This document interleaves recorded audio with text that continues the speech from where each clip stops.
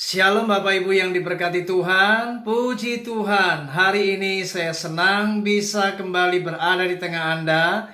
Dan mari kita akan bersama-sama merenungkan firman Tuhan. Tema firman Tuhan yang hendak saya sampaikan di hari ini adalah 3 faktor bebas dari sakit penyakit. Mari kita lihat di dalam Injil Markus pasal 5 ayat yang ke-20 5-29. Demikian bunyi kebenaran firman Tuhan. Adalah di situ seorang perempuan yang sudah 12 tahun lamanya menderita pendarahan. Ia telah berulang-ulang diobati oleh berbagai tabib sehingga telah dihabiskannya semua yang ada padanya, namun sama sekali tidak ada faedahnya. Malah sebaliknya keadaannya makin memburuk. Dia sudah mendengar berita-berita tentang Yesus. Maka di tengah-tengah orang banyak itu, ia mendekati Yesus dari belakang dan menjamah jubahnya. Sebab katanya, asalku jamah saja jubahnya, aku akan sembuh. Seketika itu juga berhentilah pendarahannya, dan ia merasa bahwa badannya sudah sembuh dari penyakitnya. Bapak Ibu, ini sebuah kisah yang sangat luar biasa bagaimana wanita yang sudah 12 tahun sakit pendarahan ini, ia mengalami kesembuhan. Saya percaya setiap kita tentu tidak ingin menderita. Setiap Anda dan saya tentu ingin bebas dari sakit penyakit. Sebagaimana wanita yang 12 tahun pendarahan ini, sudah sekian lamanya ia berobat dan ia tidak mengalami kesembuhan, bahkan harta bendanya juga habis, keadaannya makin memburuk. Namun luar biasa, wanita ini bebas dari sakit penyakit. Dia disembuhkan dan mengalami mujizat. Nah, apa rahasianya? Mari kita akan lihat 3 faktor yang menentukan bagaimana wanita ini dia bisa bebas dari sakit penyakit yang dialaminya. Yang pertama, yaitu faktor kesabaran. Mari kita lihat di ayat 27. Dikatakan di bagian yang B, ia mendekati Yesus dari belakang. Saudara, ini sangat luar biasa. Wanita ini di tengah kerumunan orang banyak, dia mendekati Yesus. Ini benar-benar sangat hebat karena wanita ini benar-benar sabar. Nah, bagaimana dengan kita?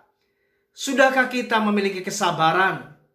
Sudahkah kita memiliki sikap seperti wanita ini? Dia benar-benar sabar. Orang yang sabar itu tidak pernah berputus asa. Ketika Anda sakit, maka Anda harus belajar sabar, menanti apa yang namanya mujizat terjadi. Itu sebabnya dibutuhkan doa di dalam kesabaran.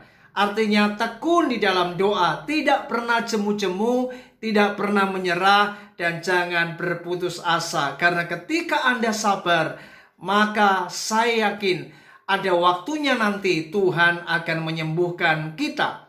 Yang kedua Bapak Ibu, saya temukan yaitu faktor iman. Dikatakan di dalam ayat selanjutnya, dan menjamah jubahnya, sebab katanya, asalku jamah saja jubahnya, aku akan sembuh. Saudara, ini luar biasa. Wanita yang sakit pendarahan ini, dia punya iman. Dan ini dibuktikan bagaimana ia berkata, asalku jamah saja jubahnya.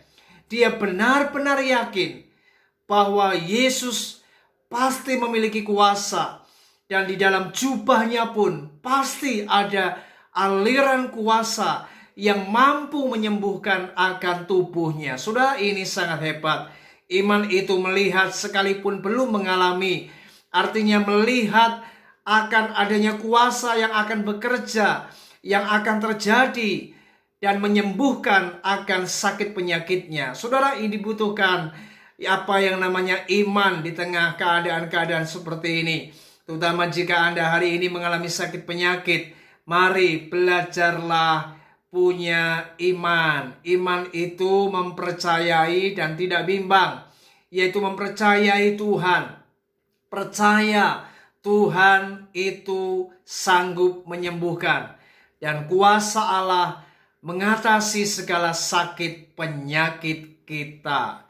Mari Bapak Ibu, pertahankan imanmu, jangan goyah, jangan bimbang, dan tetaplah percaya Yesus adalah sang tabib kita. Yang ketiga, yaitu faktor cara berpikir.